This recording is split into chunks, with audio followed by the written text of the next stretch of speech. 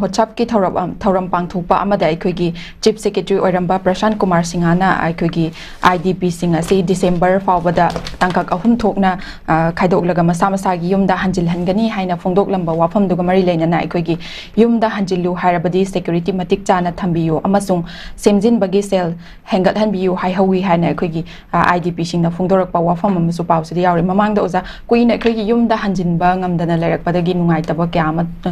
Power Mamanga Su Yaukrabani Zaikogi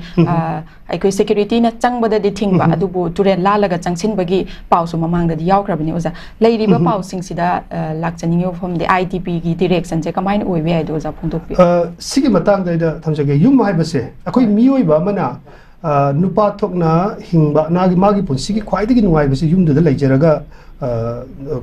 Tabuk my am to way, I do the part of Na Aduga Munupuna Lemina Yaba, Humsida, High Basing City, Hojiti Mokogi Mayum, Makasi, Amateur later, to the Sangaya, the Film Sida, Yumda Hanjelu, Hyrabidi Security Channel, Pew and High taking the table. Hojik Chang Wotam, the Honorable Mamangi Ta Canada, Kogi Sunu area, the Honorable MP Sina, Manasang Mama MP Masamanga, telephonic conversation, Amada, Madumti commanded the Ponta Matamda, MP ni, a Lebaxi, Agi, can see that constituency, the Ilaxa Gavini, I in a Sangbayadaba, I think Chamba Katil Masamaka, in a Sangbayada Baji Prajas in the Kamino Honging, the Dunaiba Kushalamangi, I in MP politically support Tobu Wapam Nate, Mago Wapam to the NPM full security out of the Sangba Ya Drabama Tamduda di Karamna Queen Miamna, Karamna Kamas Kamal Queen Tamoinunda. Physically, with a Sangba Pama to Tamoinum, the Nick Laura Mapom to the Karamna Mina Hongan, the Dona Haba State Sigi by Langak Sigi by the President Sigi Langak Sigi by Manumba, internet policy, Malayam, internet policy do public domain that we classify Aron Bak Pausi, I know I am by Dajib classify information any lay. Classify mga confidential level state government asi oiba Brazil rules thamibasi ki oiba internet policy ma leje internet security ma leirongani na khalli aduga leirisi manung sida koina classified information se public domain da thamba yade adubu confidential information se yanadraga da adum chief secretary sing haidorak ba yawi aduna masigi pose khabar sida Pongabanina, Yum the Semjin Bagi Sel Hangalan Bihaji, Moina Sembatamda Magi Manji Haksang Sigi, Quigi May Sing Sidana Mu in a Sari, had you Punamuchi Saki, Magi Yum say. May they were going to lining to Jalakumi, the Jesus or the Christian lining like Kuramagasang, even a young Kabana. Aduguma Kabas in Marak, the Karinta later got more than the Pong of Haksing to Pandraga Yum the Sangmase, Arubashu, Aduga, public domain Sida. Hanjalalagani Haina Deputy Commissioner IDP Sing Hanjalanaba New Canton be the Yanchin Cray, I bought Hanjalagadi Makui Oiba